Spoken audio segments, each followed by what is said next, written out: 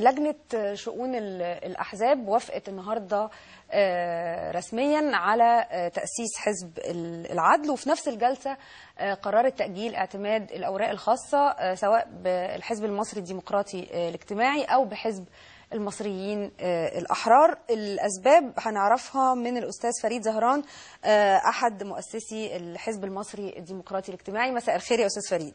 مساء النور يا فندم. إيه أسباب التأجيل؟ يعني لعل المنع خير. والله هو المنع خير، هو يعني المنع انه اللائحه الماليه للحزب لم تنص على الى اين تؤول اموال الحزب اذا تم حله لا قدر الله.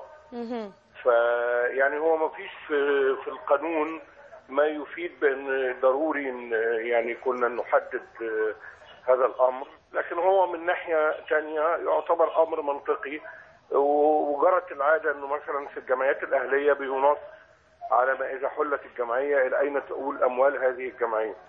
فاحنا يعني قدمنا طلب وقدمنا لائحه جديده فيها نص صراحه على اين تؤول اموال الحزب اذا ما تقرر حله لاي سبب من الاسباب فقط. هذا هو السبب الوحيد، وانا فوجئت بعد كده ان تم اشاعات كثيره حول السبب، لكن هو ده السبب اللي قالته اللجنه، واحنا تقدمنا في صباح يوم بلائحه جديده ينص فيها على ان تؤول اموال الحزب اذا ما تم الاتحاد العام للجمعيات الاهليه.